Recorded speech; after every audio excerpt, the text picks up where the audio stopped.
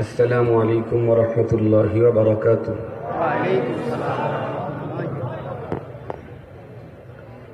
إن الحمد لله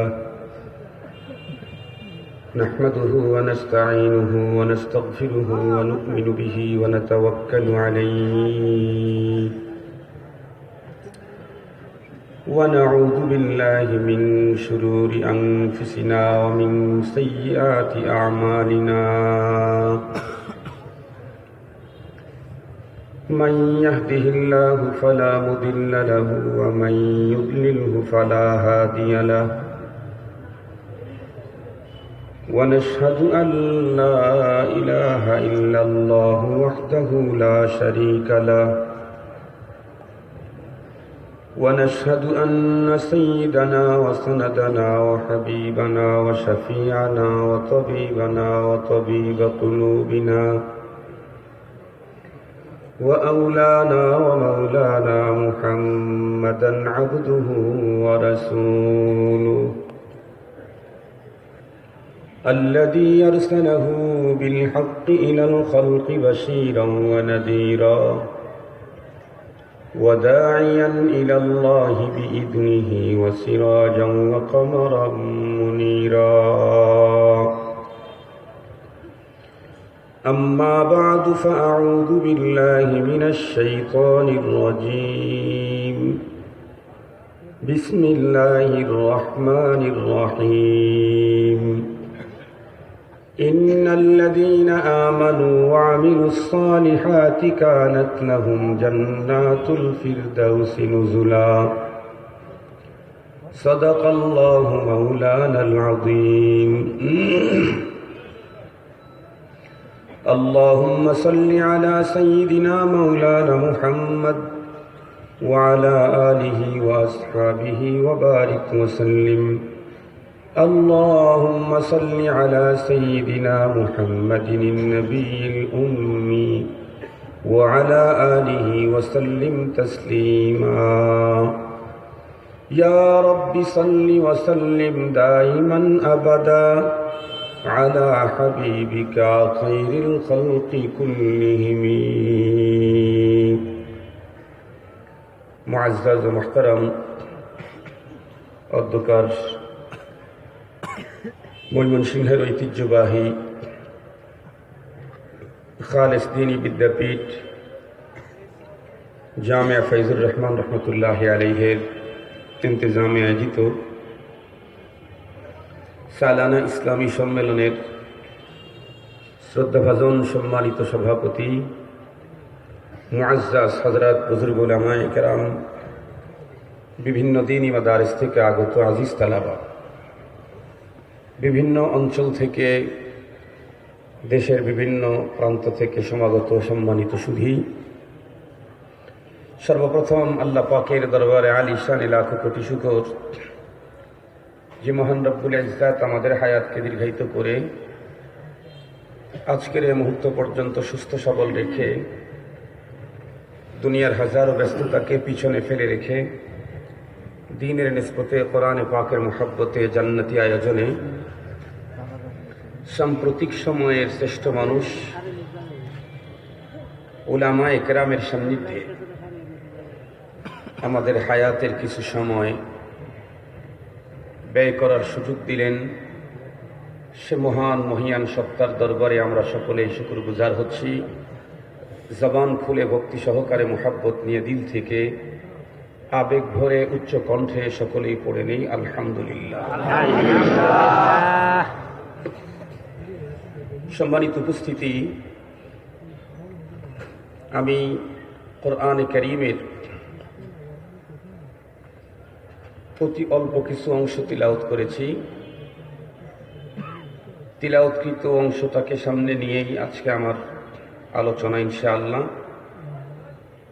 সম্ভবত কোরআনে পাকের এই আয়াতের উপরে এই মঞ্চে এর আগেও আমি একদিন বয়ান করেছি। সেই বয়ান যাদের মনে আছে, আজকে আবার যারা এসেছেন তারা হয়তো ভাববেন হুজুর মনে হয় ওই এক বিষয়ের উপরই কথা বলবেন। না, ওই দিনের বয়ান আজকের বয়ান হুবাহু মিল হবে না। আয়াত একটা হবে, কিন্তু আলোচনা কমপক্ষে 80% মিল থাকবেন, তর্জমা তো ঠিক থাকবেই। আমরা প্রত্যেকেই জানি এ পৃথিবীতে যত মানুষ আছে প্রতিটি মানুষের রুচি ভিন্ন রকমের। এমনকি পিতা পুত্রের রুচিও এক হয় না, স্বামী স্ত্রীর রুচিও এক হয় না, মা মেয়ের রুচিও এক হয় না। পৃথিবীতে প্রতিটি মানুষের রুচি ভিন্ন ভিন্ন, চয়েস ভিন্ন ভিন্ন, অনেকের নজরিয়া ভিন্ন ভিন্ন।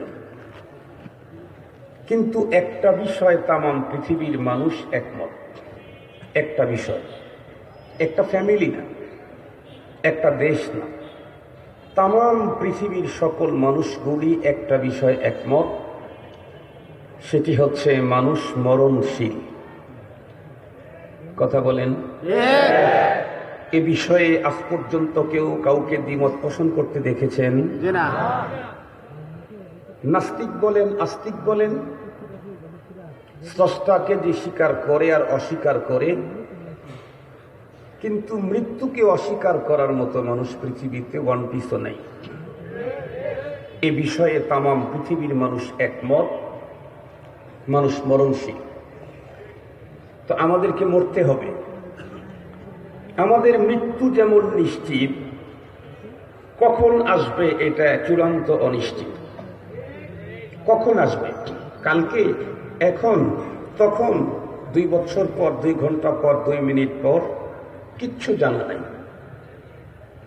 পৃথিবীতে অনেক প্রযুক্তি অনেক কিছু উৎকর্ষ সাধন করেছে, অনেক উন্নতি করেছে, কিন্তু আজ পর্যন্ত পৃথিবীর কোনো গবেষক গবেষণা করে করে করে করে তার দুনিয়া থেকে চলে যাওয়ার টাইম কোনটা এটা বের করতে পারে নাই, যে সে পৃথিবী থেকে কখন বিদায় নেবে। সে টন টন জিনিস নিয়ে আকাশে উড়ার মতো যন্ত্র আবিষ্কার করেছে। মানুষের পেটের ভিতরে, হাড়ের ভিতরে কি আছে না আছে এগুলি উপর থেকে দেখার মতো অনেক যন্ত্র আবিষ্কার করেছে। নিচে বসে থেকে 50 তলা উপরে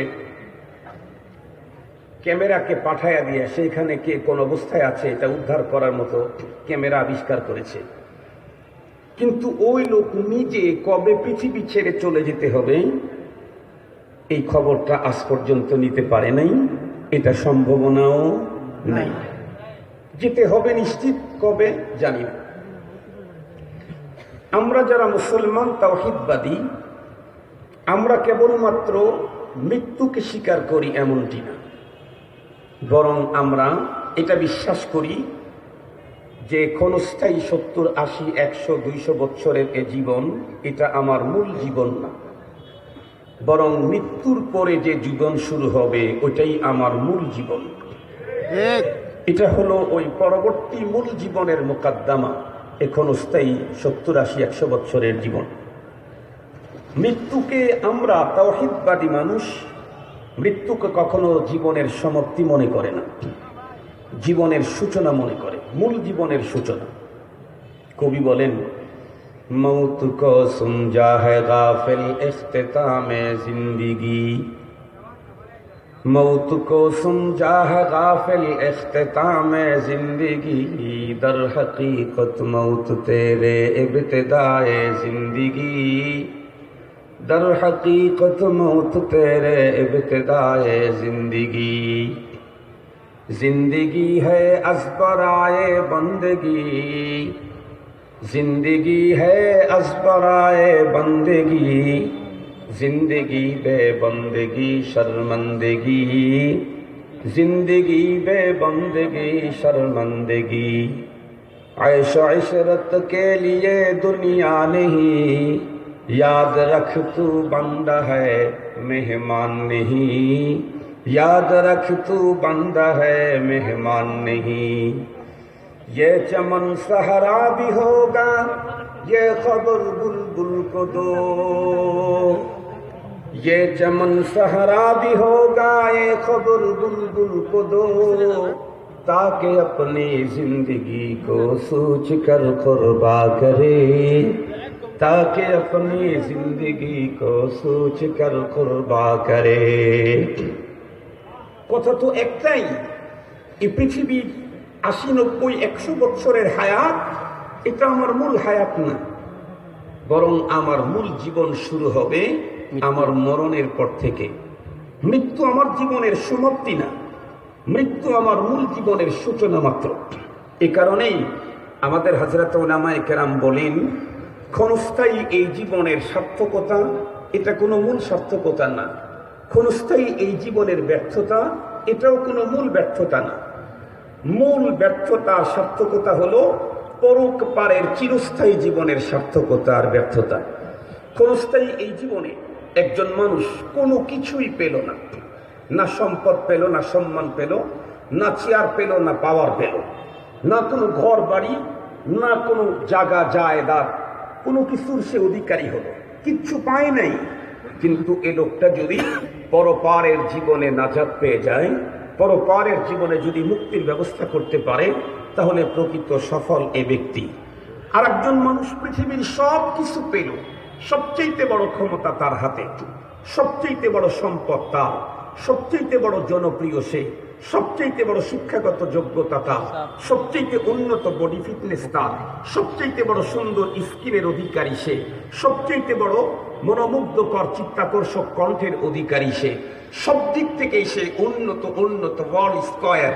কিন্তু সে মরণের পরে পরপারের জীবনে সে কোনো মুক্তি পেল না, জান্নাতে ঢুকতে পারল না, তাহলে এই লোকের কোনো সার্থকতাই নাই। মনে থাকবে তো কথাগুলি? আমার বয়ানের মুকদ্দমাটা একটু সুন্দর করে বুঝতে হবে, তাহলে পরবর্তী কথাটা বোঝা বড় সহজ হবে। তাহলে মুহতারাম হাজিরিন, আমরা যারা পরপারকে বিশ্বাস করি, তাওহীদবাদী ঈমানদার মুসলমান, আমরা এই কথা বিশ্বাস করি, ক্ষণস্থায়ী এই জীবনের সফলতা আমার মূল সফলতা না, আমার মূল সফলতা হলো পরপারের চিরস্থায়ী জীবনের সফলতা। পরপারের চিরস্থায়ী জীবনের সফলতা কার? আল্লাহ পাকের কোরআনে আল্লাহ পাক স্পষ্ট বর্ণনা করেন। আল্লাহ পাক বলেন, মান যুহজিহা আনিন নারি ওয়া উদখিলাল জান্নাতা ফাকাদ ফাজ। যেই মানুষটি পরপারের চিরস্থায়ী জীবনে জাহান্নাম থেকে মুক্তি পেয়ে জান্নাতে ঢুকে গেল, আল্লাহ পাক বলেন এই হলো প্রকৃত সফল, এ হলো সার্থক। যেই মানুষটা পরপারে জাহান্নাম থেকে মুক্তি পেল না, জান্নাতে তার নিজের ঠিকানা করতে পারল না, এই লোকটা হলো শুধু ব্যর্থ না, মহা ব্যর্থ, বদনসিব, পোড়া কপাল, সবচেয়ে বড় বদনসিব। তাহলে অবশ্যই আমার জীবনের সার্থকতা কখন? পরপারে জান্নাত যদি জিততে পারি তখন। খুব ভালো করে মনে রাখবেন, এখন জান্নাত আমি জিততে চাই, এর জন্য আমার কি দরকার? একটা কথা মনে রাখতে হবে, আমি পৃথিবীতে আসি নাই, আমাকে পাঠানো হয়েছে। আমি যে এসেছি বা আমাকে পাঠানো হয়েছে, আমি এখানে থাকতে আসি নাই, আমাকে থাকার জন্য পাঠানো হয় নাই। থাকতে চাইলেও কোনো সিস্টেম নাই, আমি থাকতে চাইলেও কোনো সিস্টেম নাই। তো পাঠানো হয়েছে কেন? এসেছি কেন? এসেছি আর পাঠানো হয়েছে হলো জান্নাত জিতার জন্য। কি জিতার জন্য? জান্নাত জিতার। আপনাদের কথাটা মনে হয় বুঝতে একটু কষ্ট হয়েছে, একটা মিসাল দিলে খুব সুন্দর বুঝবেন।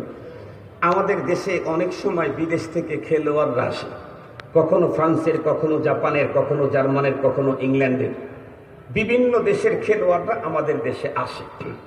বলুন তো দেখি, বহির্বিশ্বের যত খেলোয়াড় বাংলাদেশে আসে, কেউ কি থাকার জন্য আসে? বলুন, থাকার জন্য আসে? কেন আসে? ট্রফি জেতার জন্য আসে। কেন আসে বলেন? ট্রফি জেতার জন্য আসে, থাকার জন্য আসে না, ট্রফি জেতার জন্য আসে। এই কারণে যতদিন এ দেশে থাকে অতদিন শুধু আরাম আরাম আরাম প্রিয় হয়ে থাকতে চায় না, অনুশীলন করে ট্রফি জেতার জন্য যা করণীয় আছে এগুলি করতে থাকে। ওদেরকে অনেক উন্নত হোটেল দেওয়া হয়, অনেক উন্নত সিকিউরিটি দেওয়া হয়, অনেক উন্নত খাবার পরিবেশন করা হয়, অনেক উন্নত মানের সেবক সেবিকা ওদের পিছনে দেওয়া হয়। ওগুলোর দিকে ওদের লক্ষ্য থাকে না। ওদের শুধুমাত্র কেবলমাত্র টার্গেট হলো, আমি তো সেবক সেবিকার খিদমত দিতে আসি নাই, আমি তো এখানে আরাম করতে আসি নাই, আমি তো এখানে আনন্দ করতে আসি নাই, আমি তো এসেছি ট্রফি জেতার জন্য। এজন্যে যতই সিকিউরিটি থাক, যতই আরাম থাক, ওরা অনুশীলনে ব্যস্ত আছে, ওরা ফিকিরে ব্যস্ত আছে, ওরা 24 ঘন্টায় ট্রফি জেতার স্বপ্ন দেখতে থাকে।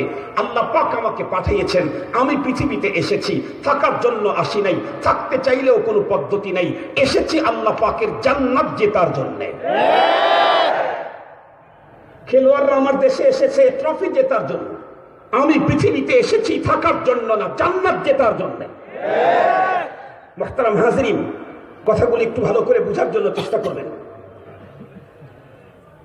যেই খেলোয়াড় এদেশে আসার পরে ট্রফি জিততে পারল না, ওই খেলোয়াড়ের জীবনের ওই খেলোয়াড় হিসেবে তার কোনো মর্যাদা, কথা বলেন না কেন? যেই মানুষটা পৃথিবীতে আসার পরে জান্নাত জিততে পারল না, ওই মানুষটাকে আসলে মানুষই বলা যায় না। এখন জান্নাত জিততে চাইলে আমার কি করণীয়? মুহতারাম হাজিরিন, জান্নাত জিততে চাইলে আমাকে ফাইট করতে হবে। কথা বলেন না কেন? জান্নাত জিততে চাইলে আমাকে ফাইট করতে হবে। কি? আমি যদি ক্রিকেটার হয়ে থাকি তাহলে তো আমার হাতে থাকবে বল এবং ব্যাট, এই দুইটা নিয়ে আমাকে ফাইট করতে হবে। আমি যদি ফুটবলার হয়ে থাকি তাহলে ফুটবল নিয়ে আমাকে ফাইট করতে হবে। মুহতারাম হাজিরিন, আরো যত খেলা আছে ওগুলো নিয়ে ফাইট করতে হয়।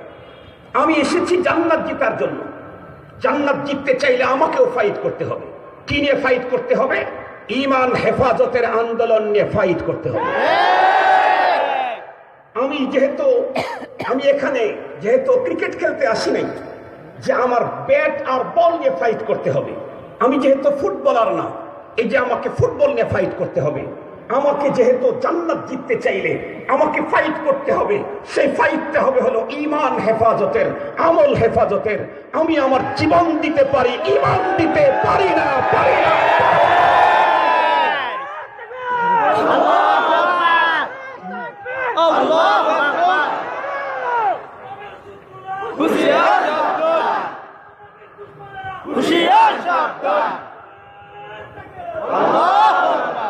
মুহতারাম হাজিরিন, কথাগুলি ভালো করে বুঝবেন, শুনবেন, বুঝবেন। যত দূর পর্যন্ত মাইকের আওয়াজ যায় প্রতিটি মানুষকে কথাগুলো শোনার আহ্বান জানাচ্ছি। কথাগুলি ভালো করে বুঝবেন। আমাদের এই বয়ানটা তো হওয়া দরকার ছিল পার্লামেন্টের সদস্যদের সামনে, যারা আইন তৈরি করে তাদের সামনে হওয়া দরকার ছিল। আমি জামালপুরে এক বয়ান করেছিলাম 2-3 বছর আগে। জামালপুরের জেলা স্কুলের যিনি প্রধান ছিলেন, বয়ানের পরে উনি আমাকে বুকের ভিতরে জড়ায় ধরে বললেন, হুজুর আপনার এই বক্তৃতাটা তো এখানে দরকার ছিল না, ঢাকা ইউনিভার্সিটিতে দরকার ছিল। সেই বয়ান আজকে করতেছি না, এটা আরেক সাবজেক্ট। মুহতারাম হাজিরিন, আজকের যে বয়ান এটা হলো বেশি দরকার ছিল হলো এদেশের পার্লামেন্টের সদস্য যারা, তাদের জন্য, যারা সচিবালয়ে আছে তাদের জন্য, যারা মন্ত্রিত্বের চেয়ার নিয়ে বসে আছে তাদের জন্য।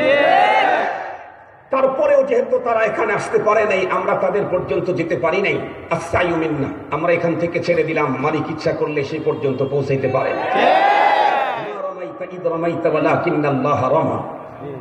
মুহতারাম হাজিরিন, তাহলে আমি জান্নাত জিততে চাইলে আল্লাহ পাকের কোরআনে আল্লাহ পাক বলেছেন কমপক্ষে 2টা জিনিস তোমাকে অর্জন করতে হবে। এই 2 পুঁজি ছাড়া তুমি জান্নাত জেতার কোনো উপায় নাই। সে 2টা জিনিস কি? আল্লাহ পাক বলেন, ইন্নাল্লাযীনা আমানু ওয়া আমিলুস সালিহাতি কানাত লাহুম জান্নাতুল ফিরদাউসি নুজুলা।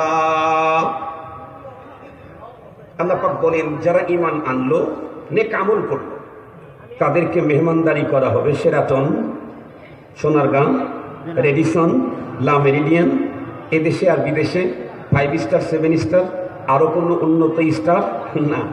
আল্লাহ পাক বলেন, যারা ঈমান আনলো, নেক আমল করলো, এদেরকে মেহমানদারি করা হবে জান্নাতুল ফিরদাউস। সুবহানাল্লাহ। মেজবান হবেন কে? মেহমানদারি করবেন কে? জায়গা তো জান্নাতুল ফিরদাউস, মেহমানদারি করবেন কে? আল্লাহ পাক রব্বুল আলামিন এটাও কোরআন শরীফের ভিতরে বলে দিয়েছেন। আল্লাহ পাক বলেন, ইন্নাল্লাযীনা ক্বালু রাব্বুনাল্লাহু থুম্মা ইসতাকামু তাতানাজ্জালু আলাইহিমুল মালায়েকা আল্লা তাখাফু ওয়া লা তাহজানু ওয়া আবশিরু বিল জান্নাতিল্লাতী কুনতুম তুআদুন নুজুলাম মিন গফুরির রহিম। আল্লাহ পাক কোরআনে হাকিমের ভিতরে বলেন, ঈমান যারা লালন করে, ঈমানের পুঁজি নিয়ে যারা কবর পর্যন্ত যেতে পারবে, তাদের মেহমানদারি করবেন আল্লাহ পাক। আমরা হব মেহমান, আল্লাহ হবেন মেজবান। আমরা গেস্ট, উনি হোস্ট। আর মেহমানদারি হবে 5 স্টার, 3 স্টার আর হোটেল আর আল বার্জ আল খলিফা, বর্তমান পৃথিবীর সবচেয়ে উঁচা টাওয়ার, এখানে না, বরং মেহমানদারি হবে জান্নাতুল ফিরদাউসে। দেখতেছেন দিন যত গড়তেছে সবকিছুই অটো হচ্ছে, ঠিক বললাম না? ঠিক বললাম? আপনারা লক্ষ্য করছেন কিনা, এখন মানুষও অটো হইতেছে, মানুষগুলাও অটো হইতেছে। ঘরের দরজা অটো, বেসিন অটো, গাড়ির দরজা অটো, গাড়ির স্টিয়ারিং অটো, সবকিছু অটো। দিন যত গড়বে তত অটো না মহা অটো হতে থাকবে। তাহলে অটো হওয়ার পালা এখন চলতেছে। এটা মানুষের তৈরি করা জিনিস। যদি এত অত্যাধুনিক, এত অটো হয়, এই মানুষটাকে যিনি আবিষ্কার করেছেন, ওনার মেহমানখানাটা, তার হোটেলটা কত অটো হবে? মালা আইনুন রাআত ওয়ালা উযুনুন সামিআত ওয়ালা খাতারা আলা কলবি বাশার। এটা যে কি পরিমাণে অত্যাধুনিক হবে, কি পরিমাণে উন্নত হবে, আল্লাহ পাক নিজেই বলেন কি পরিমাণে হবে। এটা তুমি কেন, এই পৃথিবীর বড় কোনো বুদ্ধিজীবী যারা বুদ্ধি বেছে বেছে খায়। আমরা তো কেউ চাউল বেছে, কেউ কি বলে কাপড় বেছে, কেউ ধান বেছে। আমাদের দেশের কিছু আছে ওরা বুদ্ধি বেছে খায়। তাও যদি ভালো বুদ্ধি বিক্রি করতো, তবু একটা মনকে বুঝ দেওয়ার কথা ছিল। পচা বুদ্ধি আবার উন্নত দামে বিক্রি করে খায়। বুদ্ধি পচে গেছে, পচে গেছে, সেটা আবার অনেক দামে বিক্রি করে। আর বদনসিব হলো এদেশের মুসলমানদের, ওই পচা গুলাকে অনেক চড়া দামে কিনতে চায়। আল্লাহ পাক আমাদেরকে বুঝদান করুক, আমিন। বুঝা সঠিক পথে চলার তৌফিক দান করুক, আমিন। তো আল্লাহ পাকের মেহমান হওয়ার ইচ্ছা, আশা কি আমাদের আছে? প্রত্যেকেরই আছে। আমরা মেহমান হব ইনশাআল্লাহ জান্নাতুল ফিরদাউসের। পুঁজি লাগবে কয়টা? পুঁজি লাগবে কয়টা বলেন? 2টা। 1 নাম্বার হলো ঈমান, 2 নাম্বার হলো নেক আমল। আমল না, আমল দিয়ে হবে না, নেক আমল লাগবে। শুধু আমল হলে হবে না, আমল মানে কাজ, সব কাজই আমল। নেক আমল লাগবে। এই 2টা যদি কারো পুঁজি হয়, টোটাল জীবনে কিছু অর্জন করতে পারে নাই, শুধু 2টা জিনিস অর্জন করছে, একটা হলো ঈমান আর একটা নেক আমল। তাহলে আল্লাহর কসম, ওর চাইতে বড় সফল পৃথিবীতে আর কেউ নাই। কসম আল্লাহ, 2টাই লাগবে জান্নাতে যাইতে। তবে নেক আমল এটা কম বেশি হলে তেমন কোনো সমস্যা নেই। কারো যদি নেকি কম হয়, তাতে তার জান্নাতের কোয়ালিটিটা একটু নিম্নমানের হবে। কারো যদি নেকি খুব বেশি হয়, তাহলে তার জান্নাতের কোয়ালিটি অনেক উন্নত মানের হবে। তবে নিম্নমানের জান্নাত আল্লাহ পাক যাকে দিবেন, এটা যে কত উন্নত হবে, এটা আমি কেমনে বুঝাই আপনাদেরকে? 2 মিনিট একটু বলি। বর্তমান পৃথিবীর সবচেয়ে উঁচা হোটেল হলো বার্জ আল খলিফা। ওই এক হোটেলে যারা থাকে, রমজান মাসে এক টাইমে ইফতার করতে পারে না, 2 টাইম 3 টাইম ইফতার করা লাগে। একদম নিচের তালায় যারা থাকে, ওদের কাছে যখন বেলা ডুবে গেছে, একদম উপরের তালায় এত উঁচা, ওরা কখনো সূর্যের আলো দেখতে পায়। এই জন্য নিচতলায় যারা থাকে ওরা ইফতার করে ফেলে, উপরের তালাওয়ালারা আরেকটু অপেক্ষা করে, 5 মিনিট পরে ইফতার করতে হয়, 10 মিনিট পরে ইফতার করতে হয়। এত উঁচা বিল্ডিং। সৌদি এর চাইতে আরো উন্নত বিল্ডিং একটা তৈরি করতেছে, রানিং পজিশনে আছে, আরো কয়েক ফিট উঁচা হবে। এর চাইতে আরো উন্নত অনেক তৈরি হবে। কিয়ামত পর্যন্ত উন্নত হতে হতে হতে হতে লেটেস্ট যেটা হবে আর যেটা শুরু হয়েছে, সবগুলার সৌন্দর্য, সবগুলার কারুকার্য, সবগুলার মূল্য, সবগুলার মূল্যায়ন, সবগুলার মাকাম, সবগুলার রুতবা, সব এক জায়গায় করলে আল্লাহ পাক রব্বুল আলামিন সবচেয়ে নিম্নমানের জান্নাত যাকে দেবেন, ওই জান্নাতের বাইরের গেটে যে হেজবল লাগানো থাকবে, ওই হেজবল সম পরিমাণেও হবে না। সুবহানাল্লাহ। দুনিয়ার সব স্টার মার্কেট হোটেল এক জায়গায় করলেন। ওই হেজবলের যে কারুকার্য থাকবে, ওর যে মূল্য হবে, ওর যে চমৎকার, ওর যে দৃষ্টিনন্দন অবস্থান হবে, এটা পৃথিবীর সব হোটেলের দৃষ্টিনন্দন অবস্থা, কারুকার্য, উন্নত মানের যত ডিজাইন, যত সিস্টেম, সবগুলো মিললেও হবে না। মুহতারাম হাজিরিন, কিন্তু মনে রাখতে হবে একটা কথা, নেকি কম হোক বেশি হোক জান্নাতে যেতে পারবে, মাগার ঈমানে সমস্যা থাকলে জান্নাতে যাওয়ার কোনো সুযোগ নাই। ঈমানে সমস্যা থাকলে জান্নাতে যাওয়ার কোনো সুযোগ নাই। আমাদের দেশের মুসলমান আমলকে চাঙ্গা করার অনেক ফিকির, কিন্তু ঈমানকে পিওর করার কোনো ফিকির নাই। আমলকে বাড়াবার অনেক ফিকির, ঈমানকে খাঁটি করার ফিকির নাই। ঈমান নিয়ে গবেষণা কম, ঈমান নিয়ে ফিকির কম। ঈমান কাকে বলে এই নিয়ে অত চিন্তা চেতনা নেই, আমল নিয়ে যতটুকুন আছে। অথচ পরকালে জান্নাতি হতে চাইলে ঈমানও লাগবে, আমলও লাগবে। আমল কম হলেও জান্নাতে যাওয়া যাবে, ঈমান নষ্ট হলে জান্নাতে যাওয়ার কোনো সিস্টেম নেই। আপনাদেরকে বুঝাবার জন্য দুজন নারীর কথা বলবো। একজন নারীর কথা বুখারী শরীফে আছে। এই নারীটা তার টোটাল লাইফ পতিতাবৃত্তিতে কাটিয়ে দিয়েছে। পুরা জীবনটাই দেহ ব্যবসা করেছে, দুশ্চরিত্রা ছিল। জীবনে ওয়ান টাইম একবার তৃষ্ণার্ত এক কুকুরকে পানি পান করিয়েছিল। কুকুর সৃষ্টির শ্রেষ্ঠ না, ইতর প্রাণী। ওয়ান টাইম একবার পানি পান করানোর কারণে আল্লাহ পাক রব্বুল আলামিন এই ভালো আমলটার কারণেই ওই পতিতারে জান্নাত দিয়ে দিয়েছেন। এটা আমরা সকলেই জানি, এটা আমাদের জানা কথা। আর একজন নারী, হাদিসে তার বর্ণনা নাই, সে অনেক পরে পৃথিবীতে এসেছে, আজ থেকে 18-20 বছর আগে দুনিয়া থেকে চলে গেছে। নাম তার মাদার তেরেসা। কি নাম? বিশ্বখ্যাত নারী, বিশ্বখ্যাত, তাম দুনিয়া তাকে চিনে। বাংলাদেশেও মাদার তেরেসা নামে অনেক ফাউন্ডেশন আছে বাংলাদেশে। এই মাদার তেরেসা সে ওয়ান টাইম নেকির কাজ করে নাই, ওয়াল টাইম করেছে। টোটাল লাইফটাই কাটিয়ে দিয়েছে মানব সেবায়, সৃষ্টির শ্রেষ্ঠ মানুষের সেবা করতে। মাদার তেরেসা তার টোটাল লাইফটাকেই ব্যয় করলো। এমন সিরিয়াস পদ্ধতিতে সে মানব সেবা করলো, সে নিজে চিরকুমারিত্ব বরণ করলো, বিয়ে পর্যন্ত করলো না। তার থিওরি হলো, আমি যদি বিয়ে করতে যাই তাহলে স্বামীর খেদমত করতে গেলে মানব সেবা ব্যাহত হবে। এতটুকুন মানব সেবা লস হোক, কমতি হোক, এটা উনি মেনে নিতে রাজি নেই। চিরকুমারিত্ব বরণ করে টোটাল লাইফটাই সৃষ্টির শ্রেষ্ঠ মানুষের সেবা করে গেল। পৃথিবী তাকে অনেকবার মানব সেবাতে গোল্ড মেডেল দিল। এ নারীটাও দুনিয়া থেকে চলে গেছে। আপনারা তার হিস্টোরি তাকে না চিনলেও মাদার তেরেসার নামে যতটুকুন বুঝেছেন তাতে বলুন তো দেখি, জান্নাতি না? একটু জোরে বলেন। উত্তর তো সঠিক, উত্তর তো ভুল হয় নাই। একটু জোরে বলেন, জান্নাতি কেন? দুই নারীর একটা তো সারা জীবন পতিতাবৃত্তি করে জীবনে ওয়ান টাইম সৃষ্টির নিকৃষ্ট একটা প্রাণী কুকুরকে পানি পান করানোর কারণে তার জান্নাত হয়ে গেল। আর Mother Teresa total life one time পুরো জীবনটাই সে ব্যয় করলো সৃষ্টির শ্রেষ্ঠ মানব সেবায়। দুনিয়া তাকে মানব সেবাতে গোল্ড মেডেল দিল। এরপরে মরার পরে জান্নাত হলো না কেন? কারণ নেকের কাজ তুমি যতই করো, ঈমান ছাড়া পরপারে জান্নাতের বুকিং হয় না। জান্নাতের মেহমান সাজতে চাইলে, আল্লাহ পাকের মেহমান হতে চাইলে এ আমল তো লাগবেই, তবে তার আগে লাগবে হলো ঈমান। মনে থাকবে তো? তার আগে লাগবে কি? ঈমান। এখন কথা হলো, হুজুর তাহলে তো বুঝলাম, ঈমান কাকে বলে? আপনি আমাদেরকে একটু সংক্ষেপে বুঝায় দেন। আমরা অবশ্যই ঈমান অর্জন করব, আমরা জান্নাতের মেহমান হতে চাই।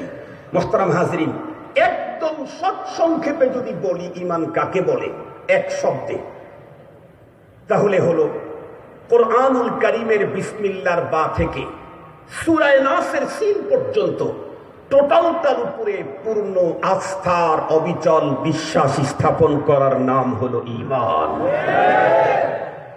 কোথা থেকে কোথায়? কোরআনে পাকের বিসমিল্লাহর বা থেকে সূরা নাসের সিন, মিনাল জিন্নাতি ওয়ান নাস, এই শেষের ওয়ান নাসের সিন, তার 2 আয়াত আগের নাসের সিন না। কুল আউযু বিরাব্বিন নাসের এই নাসের সিন না, মিনাল জিন্নাতি ওয়ান নাসের শেষে যে সিন আছে ওই সিন। ওই পর্যন্ত টোটাল তার উপরে পূর্ণ আস্থা অবিচল বিশ্বাস স্থাপন করার নাম হলো ঈমান। খুব ভালো করে বুঝবেন, আমরা নামাজ পড়ি না? নামাজ পড়ি। নামাজ পড়তে চাইলে কিছু কাজ আছে ফরজ, তার ভিতরে একটা কাপড় পাক হওয়া না না পাক হওয়া। মাশাআল্লাহ, সব তো ওলামা তোলাবা, সাধারণ মানুষ কম। তো একটা কাপড় পাক হতে চাইলে তাকে অনেক আইটেম থেকে সেফ থাকতে হয়। যেমন মানুষের পেশাব থেকে সেফ থাকতে হবে, মানুষের পায়খানা থেকে সেফ থাকতে হবে, ব্লাড থেকে সেফ থাকতে হবে, পুষ থেকে সেফ থাকতে হবে, মানুষের বিশেষ অঙ্গ থেকে বের হয়, আরবিতে মজি বলে, ওদি বলে, মনি বলে, এই জাতীয় বস্তু থেকে কাপড়টা সেফ থাকতে হবে। পশু পাখির পায়খানা থেকে, পেশাব থেকে সেফ থাকতে হবে, শরাব থেকে সেফ থাকতে হবে। ধরে নেন 10 আইটেম। এই 10 আইটেমের নাপাকি থেকে এই কাপড়টা সেফ থাকলে তাহলে কাপড়টা পবিত্র। জিজ্ঞাসা করতে চাই, অপবিত্র হওয়ার জন্য কয় আইটেম লাগতে হয়? মিয়া জোরে বলেন একটু। না, 9টা লাগে, একটা 10টাই লাগে, একটা 2টাও লাগে কি? একটা। পবিত্র হওয়ার জন্য 10 ধরে নেন 10 আইটেমের নাপাকি থেকে কাপড়টা সেফ থাকতে হয়, তারপরে কাপড় পবিত্র হয়। অপবিত্র হওয়ার জন্য 2 আইটেমও লাগে না, একটা আইটেম লাগলেই তখন আর পবিত্র থাকে না। ইমানদার হতে চাইলে কোরআনে পাকের বিসমিল্লাহর বা থেকে সূরা নাসের সিন পর্যন্ত টোটাল তার উপরে অবিচল আস্থার বিশ্বাস থাকতে হয়, তারপরে ইমানদার হওয়া যায়। বেঈমান হওয়ার জন্য পুরা কোরআন বিশ্বাস করা লাগে না, কোরআনের একটা অক্ষর বিশ্বাস করলে আর ঈমান থাকে না, থাকে না। আল্লাহু আকবার, আল্লাহু আকবার। হুঁশিয়ার সাবধান, হুঁশিয়ার সাবধান, হুঁশিয়ার সাবধান। আল্লাহু আকবার। সম্মানিত হাজিরিন, এ কারণে আমি আগেই বলেছিলাম যে আমাদের এই বক্তৃতাগুলি শোনা দরকার ছিল যারা আইন তৈরি করে তাদের। এ কারণেই বলেছিলাম, আমাদের দেশের কিছু মুসলমান মনে করে আমি তো নামাজ পড়ি, আমি তো রোজা রাখি, আমি তো হজ করি, আমি তো জাকাত দেই, প্রতি বছর হজে যাই, মাসে মাসে উমরায় যাই, বড় হুজুরকে হাদিয়া দেই, মাদ্রাসায় টন টন খাবার পৌঁছাই, মসজিদ তৈরি করি, মসজিদের মোতাওয়াল্লি, মাদ্রাসার প্রতিষ্ঠাতা, আরো আরো অনেক অনেক অনেক কিছু। মনে রাখতে হবে এগুলিও লাগে ইমানদার হতে। তবে শুধুমাত্র কেবলমাত্র মসজিদের কাতারে নামাজের শুরুতে দাঁড়ায়া ইমানের প্রমাণ করা যায় না, শুধু জাকাত দিতে গিয়া ইমানের প্রমাণ হয় না, শুধু হজ ব্রত পালন করতে কাফনের কাপড় পরে লাব্বাইক বললেই ইমানের প্রমাণ হয় না। নবীজির যুগের মুনাফিকেরা ওরাও ইহরামের কাপড় পরে পয়গম্বরের সাথে তারা লাব্বাইক বলেছে, ঈমান প্রমাণ করতে পারে না।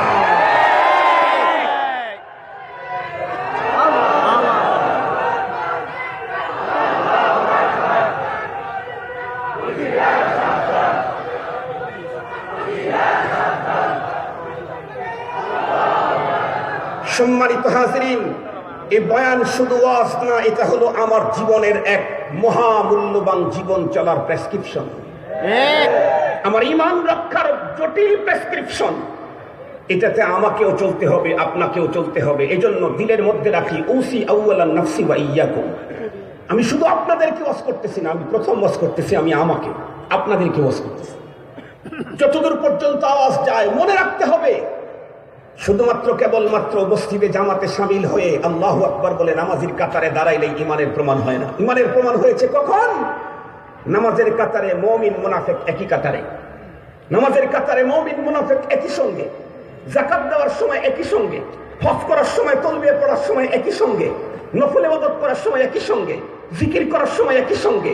মুহতারাম হাজিরিন, কোরআনে পাকের তিলাওয়াতের সময় মুমিন মুনাফিক একই সঙ্গে। মুমিন থেকে মুনাফিকের পার্থক্য হয়েছে কখন? যখন ডাক এসেছে, যখন ডাক এসেছে জিহাদের, যখন ডাক এসেছে আল্লাহর জমিনে আল্লাহর দ্বীন কায়েমের জন্য। এই কর্মসূচিতে অংশগ্রহণ করতে হবে। দেশ একদিকে, সমাজ একদিকে, আব্বা আম্মা একদিকে, আপনজন একদিকে, আল্লাহর রাসূল আর দ্বীন আর একদিকে। সেই মুহূর্তে যারা দেশ, সমাজ আর আপনজনকে লাথি মেরে আল্লাহর রাসূলের দিকে দাঁড়াইতে পারছে, তখন ঈমানের প্রমাণ।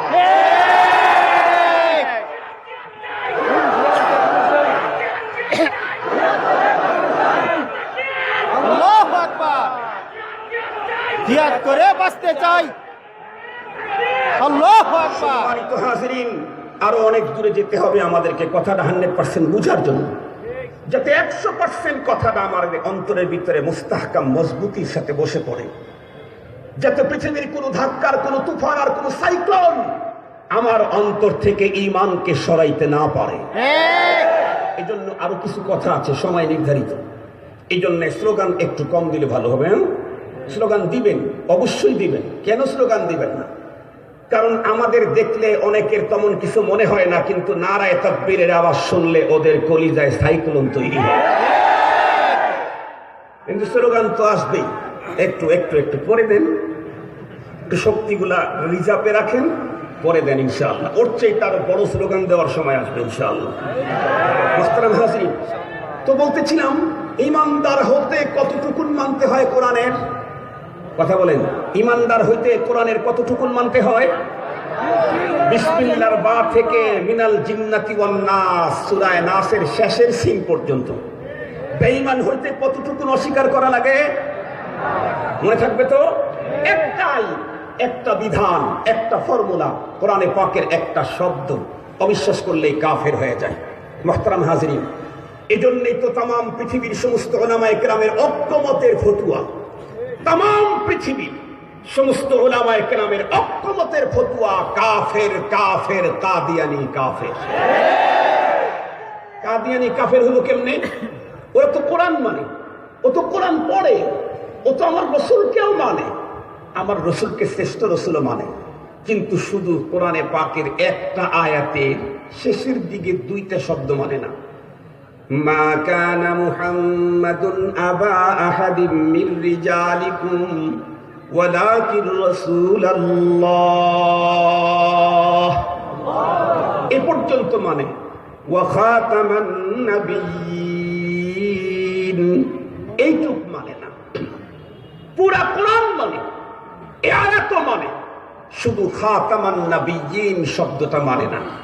এই জন্য পৃথিবীর সকল উলামায়ে কেরামের একমত, কাফের কাফের কাদিয়ানি কাফের। স্পষ্ট ভাষায় বলতে চাই, স্পষ্ট ভাষায় বলতে চাই, মনে রাখবেন, মনে রাখবেন, কাদিয়ানি টোটাল কোরআন মানে, শুধু একটা শব্দ না মানার কারণে কাফের। আমাদের দেশে অনেকে আছে রাজনৈতিক প্রমোশনের জন্য বড় কোন চেয়ারের নীল স্বপ্ন দেখার কারণে কোরআনে বর্ণিত জিহাদকে অস্বীকার করে জিহাদের উপরে জঙ্গিবাদ আর সন্ত্রাসের মতো সিরিয়া শব্দ লাগায়া জিহাদকে যারা অস্বীকার করতে চায় তারাও কাফের।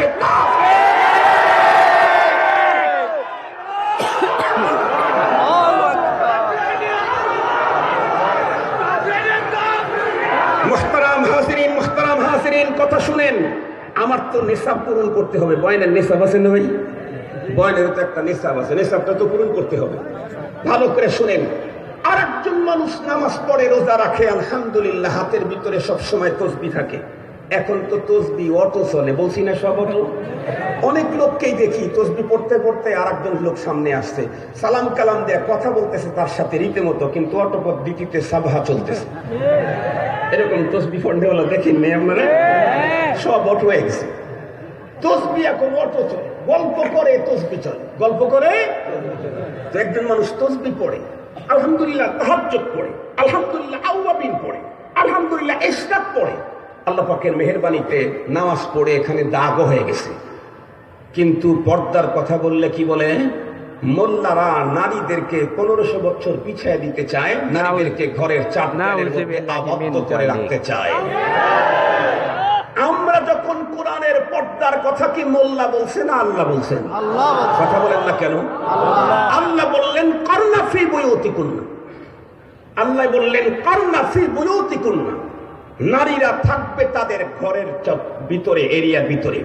আল্লাহ বলেছেন তুমি যদি পুরা কোরআন মানো, 44,000 কোটি বার খতম দাও, কারনা ফি বুয়ুতিকুন্নার এই থিওরি না মানো, তুমিও কাফের,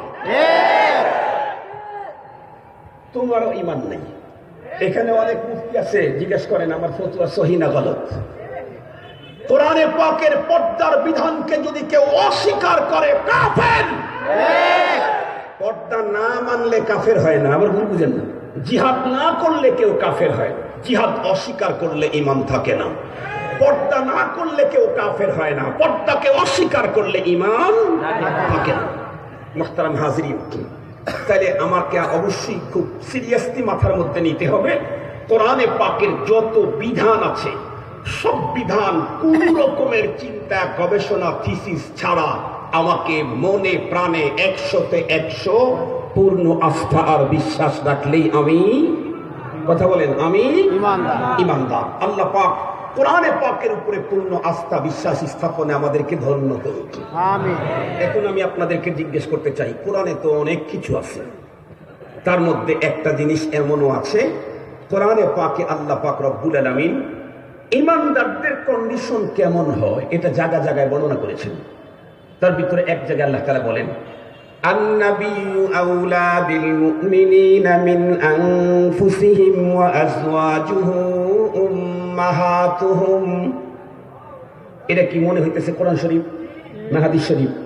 কথা বলেন না কেন? আরে কোরআন শরীফ, কোরআন শরীফ। এটার উপরে ঈমান না আনলে তো অবশ্যই ঈমানদার হওয়া যাবে না। এটাও ঈমানের মধ্যে আছে, এটাও ঈমানের মধ্যে আছে। আল্লাহ পাক কি বললেন? আল্লাহ পাক বললেন, নবী ঈমানদার যে, তার অন্তরে নবীর প্রেম ঈমানদারের অন্তরে তার নিজের জীবনের চাইতে অনেক অনেক অনেক গুণে বেশি। কে বললেন? আল্লাহ। তাহলে ঈমানদারের অন্তরে রাসূল প্রেম কম না বেশি? বেশি। আরো জোরে বলেন। কম থাকলে তার ঈমানের সমস্যা, কম থাকলে, কথা বলেন, কম থাকলে।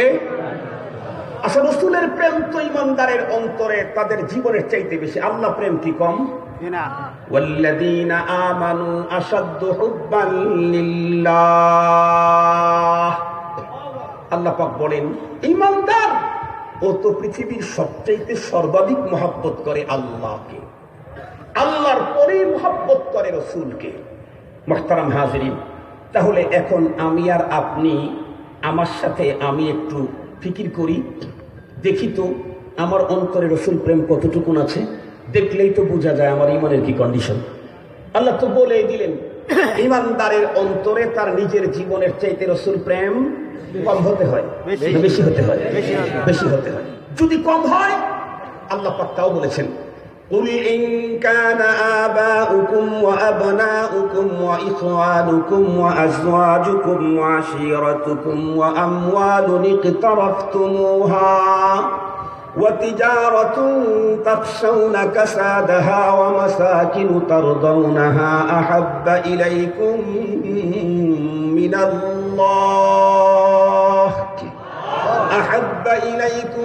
من الله ورسوله وجهاد في سبيله فتربصوا حتى يأتي الله بأمره والله لا يهدي القوم الفاسقين। সূরাতুত তাওবা 24 নম্বর আয়াত। সূরাতুত তাওবা 24 নম্বর আয়াত। আল্লাহ পাক কি বললেন? ওগুলো আপনি ঘোষণা করে দেন। আল্লাহ তো বললেন, ঈমানদারের অন্তরে তার নিজের জীবনের চাইতে রাসূলের মহব্বত বেশি। আল্লাহ পাক আবার বললেন তার রাসূলকে, রাসূল আপনি ঘোষণা করেন, ইন কানা আবাউকুম, যদি হয় তোমাদের পিতামাতা, ওয়া আবনাউকুম, তোমাদের ছেলে মেয়ে, ওয়া ইখওয়ানুকুম, তোমাদের ভাই বোন, ওয়া আজওয়াজুকুম, তোমাদের স্ত্রীগণ, ওয়া আশিরাতুকুম, তোমাদের দল, তোমাদের পার্টি, তোমাদের নেতা, তোমাদের গোষ্ঠী, তোমাদের ফ্যামিলি, ওয়া আমওয়ালুন ইকতারাফতুমুহা, এবং ওই সম্পদ যেগুলি বড় কষ্ট করে তুমি জমা করে রেখেছো, ওয়াতিজারাতুন তাখশাউনা কাসাদাহা, এবং ওই ব্যবসা যার ভিতরে মন্দার আশঙ্কা তুমি করছো, ওয়া মাসাকিনু তারদাউনাহা, এবং ওই বসবাসের ঘর যেখানে থাকতে তুমি নিরাপদ স্বাচ্ছন্দ্য মনে করছো, এগুলি যদি হয়, কি হয়? আহাব্বা ইলাইকুম, তোমাদের কাছে বেশি প্রিয় হয়। কার থেকে? মিনাল্লাহ, আল্লাহ থেকে, ওয়া রাসূলিহি, রাসূল থেকে, ওয়া জিহাদিন ফি সাবিলিহি, আল্লাহর রাস্তায় জিহাদ থেকে। তাহলে কি ঘোষণা করতে বললেন? আল্লাহ পাক বলেন, আপনি বলেন ফাতারাব্বাসু, তাহলে তোমরা অপেক্ষা করো। কিসের? কিসের অপেক্ষা? মিষ্টি। আরো জোরে বলেন, মোরক্ষ নাও। হাত্তা ইয়াতি আল্লাহু বিআমরিহি, তাহলে অপেক্ষা করো আল্লাহ পাকের আযাবের, অপেক্ষা করো আল্লাহ পাকের গজবের, অপেক্ষা করো ঘূর্ণিঝড়ের, অপেক্ষা করো সাইক্লোনের, অপেক্ষা করো ভূমিকম্পের, অপেক্ষা করো ভূমিধসের, অপেক্ষা করো মহামারী করোনা। আল্লাহর চাইতে, রসুলের চাইতে, জিহাদ ফি সাবিলিল্লাহর চাইতে তোমার অন্তরে যদি তোমার বাবা মার মহব্বত বেশি হয়, আযাবের অপেক্ষা করো। পিতামাতার সন্তানের মহব্বত যদি আল্লাহর চাইতে, রসুলের চাইতে, জিহাদ ফি সাবিলিল্লাহর চাইতে তোমার অন্তরে বেশি হয়, আযাবের অপেক্ষা করো। তোমার অন্তরের ভিতরে যদি তোমার স্ত্রী, তোমার ভাই বোনের মহব্বত আল্লাহর চাইতে, রসুলের চাইতে, জিহাদ ফি সাবিলিল্লাহর চাইতে বেশি হয়, তাহলে অবশ্যই আযাবের অপেক্ষা করো। তোমার অন্তরে যদি তোমার সম্পদ, তোমার বসবাসের ঘর, তোমার ব্যবসার মায়া আল্লাহর চাইতে, রসুলের চাইতে, জিহাদ ফি সাবিলিল্লাহর চাইতে বেশি হয়, আল্লাহ বললেন অপেক্ষা কর আযাবের, অপেক্ষা কর আযাবের। আযাব থেকে মুক্তি পেতে চাইলে কার মহব্বত বাড়াইতে হবে? আল্লাহর। তারপরে কার? রাসূলুল্লাহ। এখন আসেন আমরা একটু দেখি তো, আমি আমার মেয়েকে মহব্বত করি, আপনারা করেন না মহব্বত? আপনারা আপনাদের মেয়েকে মহব্বত করেন, মাকে মহব্বত করেন, স্ত্রীকে মহব্বত করেন, বোনকে মহব্বত করেন। আপনাদের বড় বাজারে, আপনাদের বাসা এবং এখানে ব্যবসা, হঠাৎ করে সংবাদ পাইলেন শম্ভুগঞ্জ ব্রিজের ওইখানে আপনার মেয়েকে কেউ শ্লীলতাহানি করেছে, মাকে কেউ ইজ্জত লুণ্ঠন করেছে, মা স্ত্রীর সম্ভ্রমকে কেউ লুটে নিয়েছে। এই খবর আপনার কানে আসার পরে আপনি স্বাভাবিক কথা বলেন না কেন? অন্তরের ভিতরে কোনো পরিবর্তন তো নাই? আছে। রক্তক্ষরণ হবে, চেহারা মালিন্যতার ছাপ ছেয়ে যাবে, অন্তরের ভিতরে প্রতিশোধের আগুন, কথা বলেন না কেন, আগুন জ্বলতে থাকবে। এটাই স্বাভাবিক মুহতারাম। কেন? আমার প্রিয়তমা, আমার প্রিয়তমা, আমার সম্মানিতা মা তার ইজ্জত লুণ্ঠন করেছে, এই সংবাদ আমার কানে এসেছে। আমার চেহারা পরিবর্তন হবে, আমার অন্তরে রক্তক্ষরণ হবে, আমার ভিতরে প্রতিশোধের আগুন জ্বলবে। জিজ্ঞাসা করতে চাই, শম্ভুগঞ্জে এই কাজটা হয় না, এই কাজটা হয়েছে লন্ডনে। মেয়ে থাকে লন্ডন, সেখানে তার ইজ্জতকে লুণ্ঠন করেছে, এই সংবাদ আপনার কাছে এসেছে, তাহলে তার কোনো সমস্যা নেই। কথা বলেন না কেন? তাইলেও সমস্যা, তাইলেও সমস্যা, তাইলেও অন্তরে রক্তক্ষরণ হবে, তাহলেও চোখে পানি আসবে, তাহলেও চেহারা বিবর্ণ হবে, তাহলেও প্রতিশোধের আগুন জ্বলবে। আল্লাহ পাকের কোরআনে বললেন, তোমার মা মেয়ের চাইতে, তোমার বাবা মায়ের চাইতে, তোমার ভাই বোনের চাইতে, তোমার ব্যবসার চাইতে, তোমার নিজের জীবনের চাইতে রসুলের মুহাব্বত বেশি হতে হবে। সুতরাং আমার পয়গম্বরের বেইজ্জতির সংবাদ এদেশে হোক আর বিদেশে হোক, আমার কানে ঢোকার পরে আমার অন্তরে রক্তক্ষরণ হবেই হবে। আমার চেহারার ভিতরে মালিন্যতার ছাপ ছেয়ে যাবে, আমার ভিতরে প্রতিশোধের আগুন জ্বলতেই থাকবে। যদি আমার অন্তরে যদি প্রতিশোধের আগুন না জ্বলে, যদি আমার অন্তরে যদি রক্তক্ষরণ না হয়, পয়গম্বরের বেইজ্জতির সংবাদ শোনার পরে যদি আমার চেহারায় মালিন্যতার ছাপ না ছায়, তাহলে কোনো মুক্তির ফতুয়া জানা দরকার নাই। জাতীয় কবির ফতুয়া শুনে নেন, রসুলের অপমানে যদি না কাঁদে তোর মন, মুসলিম নয় তুই মোনাফেক, রসুলের দুশমন। এটা কি আল্লামা মামুনুল হক সাহেবের ফতুয়া? জুনাইদ বাবু নগরী সাহেবের ফতুয়া? নূর হোসেন কাসিমি সাহেবের ফতুয়া? বড় মসজিদের হক সাহেব হুজুরের ফতুয়া? হাফিজজির ফতুয়া? এটা তো আপনাদের জাতীয় কবির জাতীয় ফতুয়া। আপনাদের জাতীয় কবির জাতীয় ফতুয়াতেই মুনাফিক। হুজুর পর্যন্ত আসতেই হবে না, হুজুর পর্যন্ত আসতেই হবে না, জাতীয় কবির জাতীয় ফতুয়াতেই মুনাফিক। অত্যন্ত দুঃখ ভরাক্রান্ত হৃদয়ে বলতে হয়, আমার দেশের অনেক মুসলমানদের সমাজে ঘাপটি মেরে থাকা মুনাফিক দাদা বাবুদের দালাল। নিজেরা তো পয়গম্বরের ইজ্জত আর সম্ভ্রম রক্ষার জন্য কিছু করতে পারে নাই। প্রকৃত ইমানদার তাওহীদবাদ মুসলমান যখন রাজপথে এসেছে, যখন আন্দোলন করছে, নানা রকমের বক্তব্য, কথা এবং চাঁদপুরে তাদের উপরে আক্রমণও করা হয়েছে। আমরা স্পষ্ট ভাষায় বলতে চাই, আপনাদেরকে বুঝাবার জন্য বলি, খুব ভালো করে বুঝবেন। মনে করেন একটা ছেলে আল্লাহ না করুক, আল্লাহ না করুক, আল্লাহ না করুক, এই বড় বাজারে একটা ছেলে একদম পুরা বাজার জমজমাট অবস্থার মধ্যে একটা আকাম করে ফেলছে। এই আকাম করার কারণে এখন সবাই তার উপরে ক্ষিপ্ত হয়ে গেছে, ওকে এখন মার দিচ্ছে। ও শোয়া ফেলাইছে জমিনে, শোয়া ফেলানোর পরে একজন বক্সিং দিচ্ছে, কিন্তু নড়েও না, আওয়াজও করে না। আরেকজন লাথি দিচ্ছে, ও নড়েও না, আওয়াজও করে না। আরেকজন ব্লেড দিয়ে আবার স্কিন কেটে দিচ্ছে, ও নড়েও না, আওয়াজও করে না। আর একজন রড দিয়ে বাড়ি দিয়ে ওর পাটা ভেঙে দিয়ে দিয়েছে, ও নড়েও না, আওয়াজও করে না, তাহলে বুঝবেন ও পুরা সুস্থ। কথা বলেন না কেন? কি বুঝবেন? ও পুরা সুস্থ। আপনারা এত তাড়াতাড়ি মারা যাওয়ার কথা বলেন কে? তার আগে আর একটা হতে পারে, হয়তো মারা গেছে, না হয় তার পুরা শরীরটা অবশ্যই প্যারালাইসিস ধরছে, অনুভূতি শেষ। এই জন্য ওকে লাঠি দিলেও নড়েও না, আওয়াজও করে না, বক্সিং দিলে নড়েও না, আওয়াজও করে না, কাটলেও নড়ে না, আওয়াজও করে না, এরপরে পা ভেঙে দিলেও নড়েও না, আওয়াজও করে না। যদি ও সুস্থ থাকতো তাহলে যে মানের মানুষই তাকে ধাক্কা দিক, নড়তো, আওয়াজ করতো, চিল্লানি দিতই, যত বড় মাস্তানি তাকে বক্সিং দিক, ভয় পেত না, ও কান্না করতই, ও নড়ে উঠতেই, যত বড় চেয়ারের মানুষই আক্রমণ করুক না কেন, ও নড়তুই, ও আওয়াজ করতুই। কেন? জীবন যেহেতু আছে, যে কেউ ধাক্কা দিলে নড়বেই, তো আওয়াজ তো করবেই। যে মরে গেছে অথবা যার পুরা দেহ প্যারালাইসিস হয়েছে, ও নড়তে পারে না, ও আওয়াজ করতে পারে না। পয়গম্বরের ইজ্জত হানি করার কথা শোনার পরে যাদের অন্তরে ঈমান আছে তারা তো আওয়াজ করবে, তারা তো দূতাবাস ঘেরাও করবে, তারা তো রাজপথে যাবে, কণ্ঠ ফাটায় আওয়াজ করতে থাকবে। এটা ঈমান আছে তাইও আওয়াজ করে। তুমি আওয়াজ করতে পারো নাই, তোমার ঈমান মরে গেছে, তোমার ঈমানের জানাজা দেওয়া দরকার। মুহতারাম হাজরিন, কথাগুলি ভালো করে বোঝার জন্য চেষ্টা করবেন, কথাগুলি ভালো করে বোঝার জন্য চেষ্টা করবেন। চাপাবাজি করে নাহক কোনো কথা আপনাদের খেদমতে পেশ করার কোনো চেষ্টা আমরা কখনোই করি না। বাস্তব কথা হলো, যার ভিতরে ঈমান আছে, আর রসুল প্রেম ছাড়া ঈমানের কল্পনা করা, নবীর মুহাব্বত ছাড়া ঈমানের কল্পনা করা, আল্লাহর মুহাব্বত ছাড়া ঈমানের কল্পনাই করা যায় না। মুসলমান ভাইরা রে, আমার কথাগুলা দিল দিয়ে বুঝবেন। এতক্ষণ পর্যন্ত আলোচনার দ্বারায় শুধু একটা জিনিস বুঝাইতে চেয়েছি আমি, সেটি হলো আমি পৃথিবীতে বন্ধুরা আমার এসেছি থাকার জন্য না, নাকি জান্নাত জিতার জন্য? মনে আছে নাকি আপনাদের? আমি এখানে থাকার জন্য আসি নাই। পৃথিবীর কেউ যদি থাকতে চায় তার জন্য থাকার কোনো সিস্টেমও নাই। জান্নাত জিততে চাইলে মিনিমাম দুইটা জিনিস দরকার, তার মধ্যে নাম্বার 1 হলো ঈমান। এর সাথে সাথে নেক আমলও দরকার।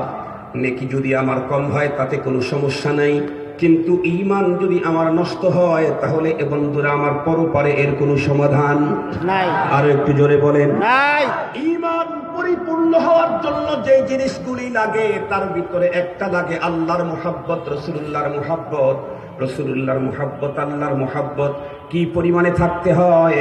আল্লাহ পাকের কোরআনে আল্লাহ পাক নিজেই তো বলে দিয়েছেন, আন-নাবিয়্যু আউলা বিল মুমিনিনা মিন আনফুসিহিম ওয়া আজওয়াজুহু উম্মাহাতুহুম।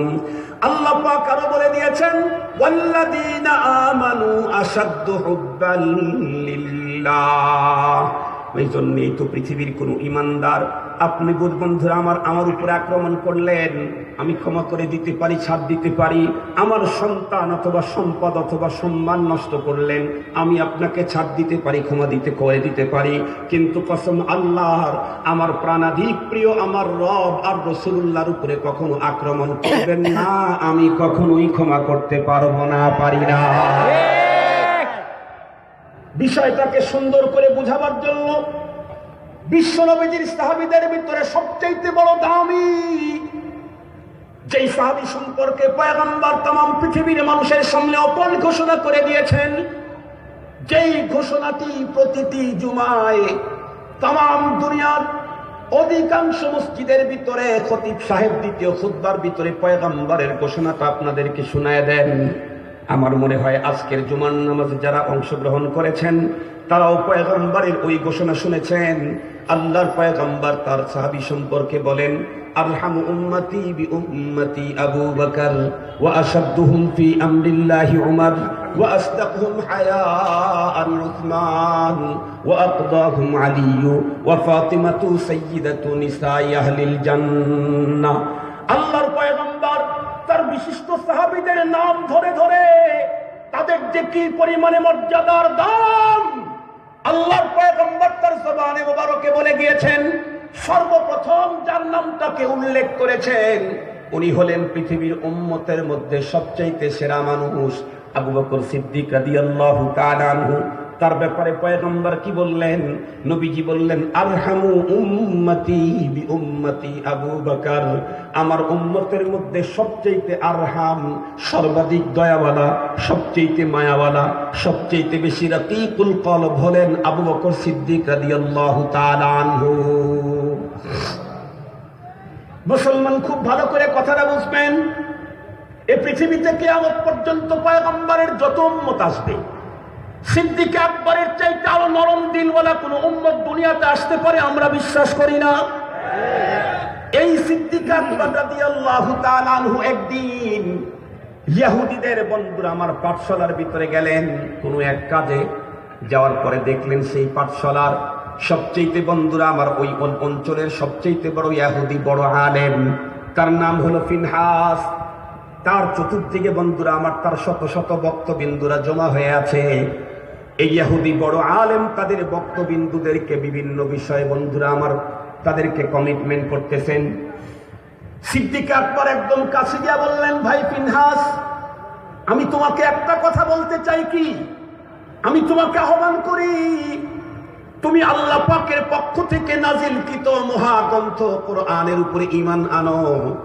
আর এই মহাগ্রন্থ যার উপরে নাজিল করা হয়েছে মহাপুরুষ মুহাম্মাদুর রাসূলুল্লাহ সাল্লাল্লাহু আলাইহি ওয়াসাল্লামকে সত্যায়িত করো, তাসদীক করো। কেন তুমি করবা না? কারণ তুমি তো এই বিষয়গুলি যেই আসমানি দুই কিতাবের পণ্ডিত, তুমি তাওরাত আর ইনজিলের ভিতরে স্পষ্ট লেখা তুমি নিজের চোখে দেখেছো।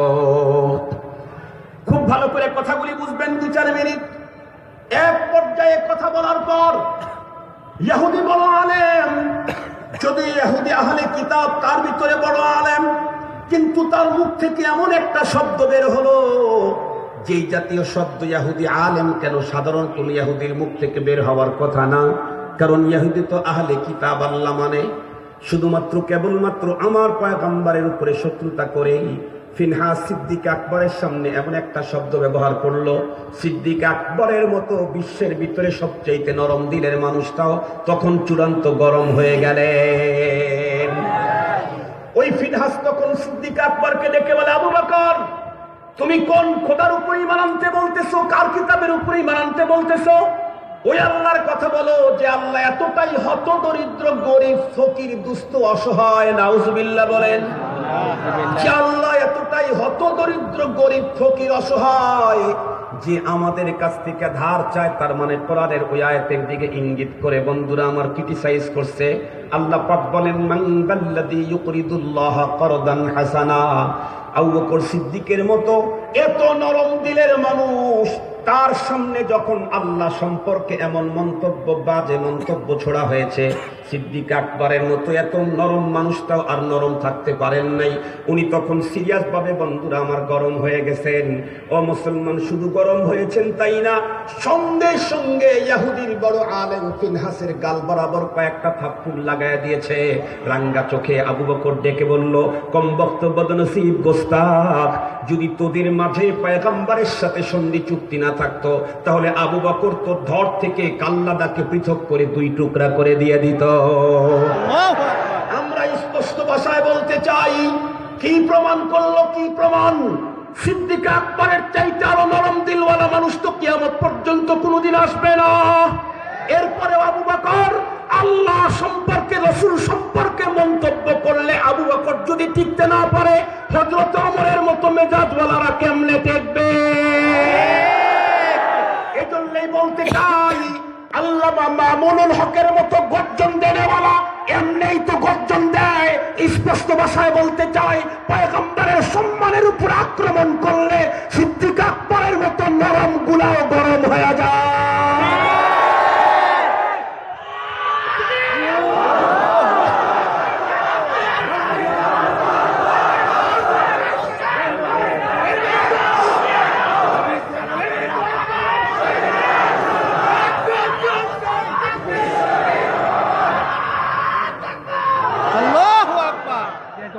স্পষ্ট ভাষায় বলতে চাই, আল্লামা মামুনুল হক তো হযরত ওমরের মতো ছোট কথা বলতেই পারেন না, ছোটটাই এত বড় হয়। সিদ্দিক আকবরের সামনেও আল্লাহকে ওমরকে নিয়ে কটূক্তি করলে সিদ্দিক আকবর, তখন সিদ্দিক আকবর থাকেন না, তখন ওমরের ভূমিকায় চলে যান। ঠিক। আল্লামা মামুনুল হক তো গরম এমনিই হয়। এদেশের প্রত্যেকটি তাওহীদি জনতা গরম হবে যদি পয়গম্বরের বিরুদ্ধে কথা বলা হয়।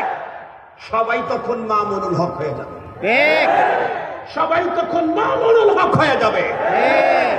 এই জন্য পরিবেশ শান্ত করতে চাইলে ধর্ম বিরোধী, পয়গম্বর বিরোধী, আল্লাহ বিরোধী একটা আওয়াজ যেন দেশের মধ্যে না হয়।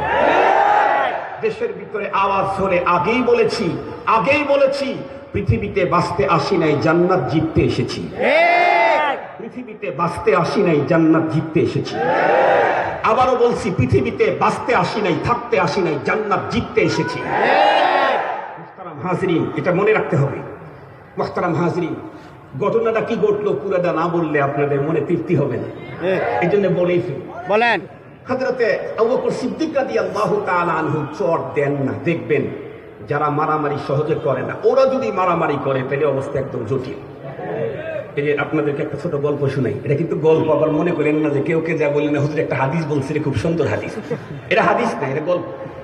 আমাদের এলাকায় একটা সুপ্রসিদ্ধ একটা খেলার মাঠ আছে, খুব নামকরা খেলার মাঠ। ওইখানে আগের থেকে খেলা হতো। তো আমাদের এলাকার কিছু সাধারণ অশিক্ষিত মানুষ তারা গেছে ওখানে খেলা দেখতে। তো ফুটবল খেলা, ক্রিকেট খেলা, খেলাধুলাতে মারামারি হয় না? কথা বলেন না কেন? কারণ খেলাধুলাতে মারামারি হয়, এটা স্বাভাবিক। তো ওখানে মারামারি শুরু হয়েছে। তো একজন আর একজনের কাছে ওর ছাতাটা নিয়ে গেছে। তো ছাতাটা দিয়ে বলতেছে, এই আমার কাপড় চুপড়া ছাতাটা একটু ধরতো। বলে কে? বলে ওই জায়গায় গেছি তো ওইখানে মারামারি হচ্ছে, একটু যায় কয়েকজনকে কয়েকটা লাগাই আসি। বলতেছে যে একটু যায় দুই একজনকে কিছুটা লাগাই আসে। তো ওর সাথী যে সে অত নরম মানুষ, সে বলছে ঠিক আছে আমি এখানে গেলাম, আমি মারামারিতে যাব না। ও যখন এখান থেকে মাত্র ভাব নিয়ে মারামারির এরিয়াতে ঢুকছে, ঢোকা মাত্র প্রথমেই ওকে নাক যাইতে এমন একটা মারছে, নাক ফেটে রক্ত বেড়ে গেছে। এখন কি আর মারামারি করার আগ্রহ আছে? ও এখন ওখান থেকে চলে আসছে, নাকটা মুছে পরিষ্কার করে চলে আসছে। এখন এ জিজ্ঞেস করে, কি রে তুই না মারামারি করতে গেলি, তো গেলি আর আলি কেন? ও তখন বলে, আরে কি মারামারি করবো, ওরা তো মাইনের কায়দাই বোঝে না, প্রথমেই নাক ফাটাই দিয়েছে। ভালো করে মনে রাখেন কথাটা। ও কি বলে, কি মারামারি করবো, তো মায়ের কায়দাই বোঝে না, প্রথমেই নাক ফাটাই দিয়েছে। যারা কম মারামারি করে ওরা কায়দা বোঝে না, প্রথম চান্সেই নাক ফাটায়। সিদ্দিক আকবর রাদিয়াল্লাহু তাআলা তো মারামারি করার লোক না, কিন্তু আল্লাহর বিরুদ্ধে যখন বলছেন তখন আর সইতে পারেন নাই, বাস ফাটায় দিয়েছে। এখনো ফাটা ফোটা ভাঙ্গাচুরা নিয়ে কার কাছে যাবে? বিচার করার জন্য? কারণ মুহাম্মাদুর রাসূলুল্লাহর পরে আবু বকরের মাঝখানে পৃথিবীতে আর কোনো মানুষ নাই। কথা বলেন। নবীজির পরে প্রথম খলিফাকে, তার বিচার করবে কে? একমাত্র নবীজি ছাড়া তার বিচার করার মতো কেউ। ইহুদি বড় আলেম হাঁটি হাঁটি পা পা করে পয়গম্বরের কাছে চলে গেল। যার পরে বলতেছে, মুহাম্মদ আপনার সাথী আবু বকর আমার এই কাজটা করছে। নবী ইসলাম বললেন যে তুমি নামটা ঠিক করে বলো। না, আবু বকরের কাজ করছে। নবী চিন্তা করতেছেন, না আবু বকরের কাজ না, এটা ওমরের কাজ। নবীজি বললেন তুমি ঠিক করে বলো, মনে হয় আমার ওমরের কাজ করছে, কারণ এই জাতীয় কাজ করে মিশন হযরত ওমরের। না না না, আবু বকর মারছে। একথা বলতেই সিদ্দিক আকবর সামনে হাজির। নবী ইসলাম সিদ্দিক আকবরকে জিজ্ঞাসা করলেন, আবু বকর হাল ফালতা, এই কাজটা কি তুমি করেছো? আবু বকর সিদ্দিক রাদিয়াল্লাহু তাআলা উত্তর করলেন, না হুজুর আমি করেছি। নবীজি অবাক হয়ে জিজ্ঞাসা করলেন, আবু বকর তুমি করলা এই কাজ? সিদ্দিক আকবর তখন ডেকে বলে, ওগো নবীজি, আমার কাজের উপরে আপনি আশ্চর্য হলেন, ও কোনটা করছে এটাও তো শোনা দরকার। আমি আবু বকর নরম মানুষটা ওরে ফাটায়া দিয়েছি, ও কেন ফাটাইছি তাও তো জানা দরকার। নবীজি বললেন বলো। আবু বকর সিদ্দিক যখন বলা শুরু করছে, যে ওই ইহুদির আর হাত পা এখন ধীরে ধীরে খালি অবসর আসতেছে। তার মানে ইহুদি মনে করতেছে যে মুহাম্মাদুর রাসূলুল্লাহর মাধ্যমে আবু বকর আল্লাহকে চিনার পরে তার মতো নরম দিলের মানুষ আল্লাহ সম্পর্কে মন্তব্য করার কারণে সে সইতে পারল না। এই মন্তব্য রাসূলের কানে গেলে তো আমার জীবনই শেষ। পরে বলতেছে, বল। হযরত আবু বকর সিদ্দিক রাদিয়াল্লাহু আনহু বললেন, এই কথা আল্লাহকে গালি দিয়েছে। ও তখন আল্লাহ বিল্লাহ তাআলা আরো যা যা আছে সব কসমের শব্দ এক জায়গায় করে পয়গম্বরকে বলতেছেন, মুহাম্মদ আমি এই কাজটা করি নাই, আমি এই কথা বলিনি। এখন আবু বকর বলতেছেন বলেছে, ও বলতেছে বলে নাই, যে কোনো একদিকে তো প্রমাণ সাক্ষী লাগবে, সাক্ষী তো নাই। আল্লাহ পাক রব্বুল আলামিন আবু বকর সিদ্দিকের সাক্ষী হিসাবে জিবরাইল আমিনকে তার নিজের কোরআনের আয়াত দিয়ে পাঠায় দিলেন। সুবহানাল্লাহ। قد سمع الله قول الذين قالوا ان الله فقير ونحن اغنياء। আল্লাহ পাক জিবরাইল আমিনকে পাঠায় দিলেন। জিবরাইল আমিন এসে নবীজিকে দেখে বলেন, ওগো নবীজি, আবু বকর যে কথা বলেছে এটাই সত্য, এটাই বাস্তব। এর সাক্ষী হিসাবে আল্লাহ পাক নিজেই আমাকে আয়াত দিয়ে পাঠায় দিলেন, যে আয়াতে কারিমার ভিতরে আল্লাহ পাক বলেন, ওগো নবীজি, ওই লোক যে আল্লাহ ফকির, অসহায়, দুস্থ, গরিব আর ওরা ধনী এ কথা বলেছে, এটা শুধু আবু বকর একাই শোনে নাই, আমি আল্লাহ শুনেছি, আমি আল্লাহ শুনেছি। মুহতারাম হাজরিন, মনে রাখতে হবে আমাদের সকলকে, মনে রাখতে হবে সবাইকে, মুসলমানদের ব্যক্তিগত স্বার্থ এটা ছাড় দিতে পারে, কিন্তু আল্লাহ রসুলের ব্যাপারে কখনো আপোষ করতে জানে না মুসলমান। আর আল্লাহ পাকের মোহাব্বত, রসুলের মোহাব্বত সর্বাধিক করা ছাড়া ঈমান। আল্লাহ পাক আমাদের সকলকে কোরআনে পাকের বিসমিল্লাহর বা থেকে সূরা নাসের সিন পর্যন্ত টোটালটার উপরে অবিচল আস্থা, বিশ্বাস রেখে মুমিনে কামিল হওয়ার তৌফিক দান করুন। আল্লাহর মোহাব্বত, রসুলের মোহাব্বত আমাদের অন্তরে দৃঢ় এবং গাঢ় করে রেখে আল্লাহ পাক আমাদের সকলকে আলোচিত কথার উপরে জিন্দেগি যাপন করার তৌফিক দান করুন। ওয়া আখিরু দাওয়ানা আলহামদুলিল্লাহি রাব্বিল আলামিন। আসসালামু আলাইকুম ওয়া রাহমাতুল্লাহি ওয়া বারাকাতুহু।